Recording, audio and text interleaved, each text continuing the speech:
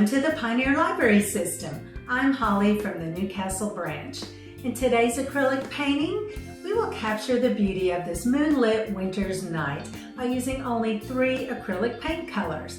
By mixing these colors together in varying amounts, you will create the effects you see in this winter scene. So let's gather our supplies and we'll get started. For this painting, I used an 8x10 canvas board, and today I'm going to be using a 9x12 stretch canvas. The following brushes: medium flat, medium filbert, got a small round brush, and smaller round brush for fine detail. You'll need some water, paper towels, and then the 3 colors we used: titanium white, raw umber, and phthalo blue. So I'm using my medium flat brush. Start mixing the sky color. So we're using mostly white, and then you're just going to dip into that blue. Makes a bright color, a pretty sky color, but we want to darken it just a little, so we're going to grab a little of that umber just to deepen it. We're going to start painting the sky with a back and forth motion.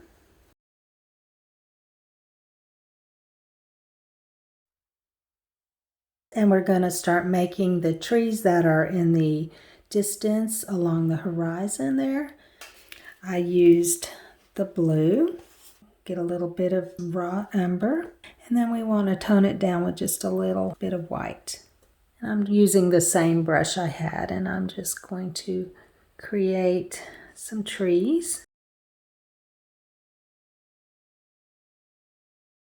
Okay, I'm going to take my round brush now, and I'm going to use this white paint, and we're going to put the moon in.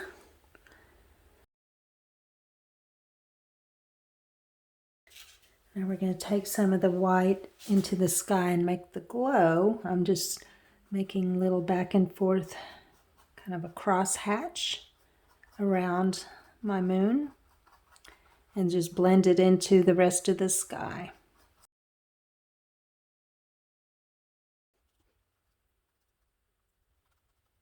So we're ready to paint the snow. You can use a flat or a filbert. So I'm going to use the white with just a tiny bit of blue in it. And we're just going to do a back and forth motion.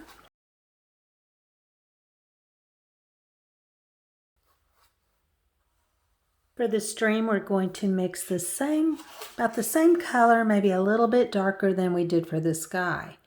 So I can still use some of that color there, add some blue, and a little bit of raw umber, and some white. And we'll just start by doing this back and forth motion.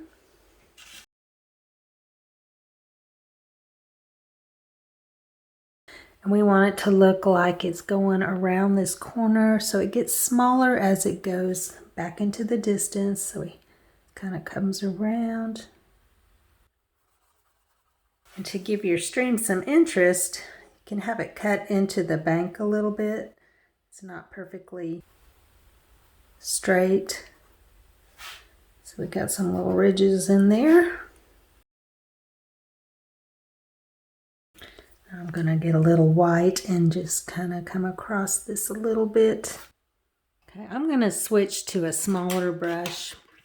We're going to create the shadow that you see along the bank. So we're going to use more of this raw umber, and we're just going to go along the edge of the stream here.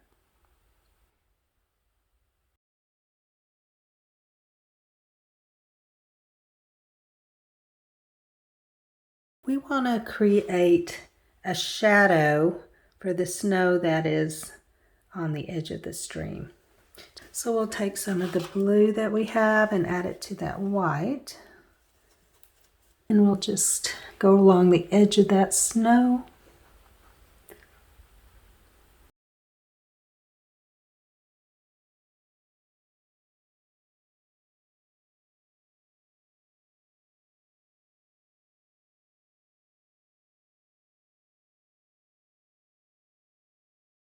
I'm going to now mix some white and raw umber be more white than the raw umber.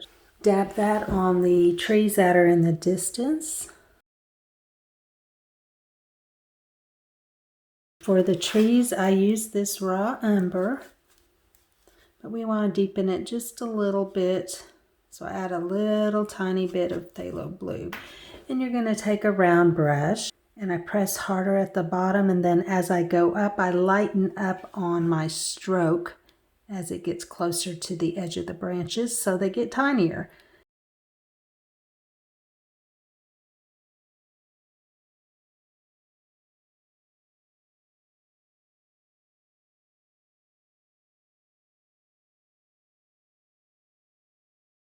I'm going to make some shadows in the snow with a little of that blue and white. Where the moon would be behind the trees, it would cast the shadow in front of the tree.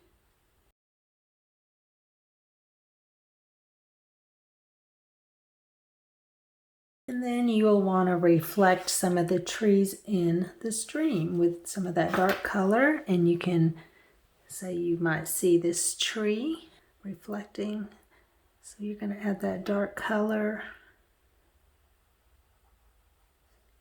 And because it's water, it's not going to be perfectly straight. It's going to be a little wavy.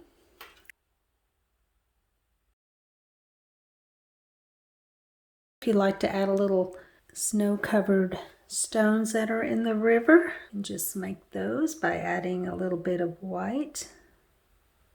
It's a little darker blue underneath.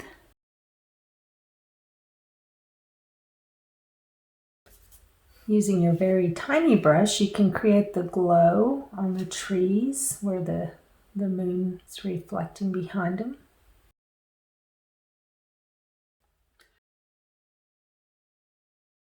Thanks for joining the Pioneer Library System today. I hope this acrylic painting inspired you to want to learn more about acrylic painting. And to help you in that quest, check out this always available book on Hoopla with your library card. So you don't miss a single episode, be sure to like and share below.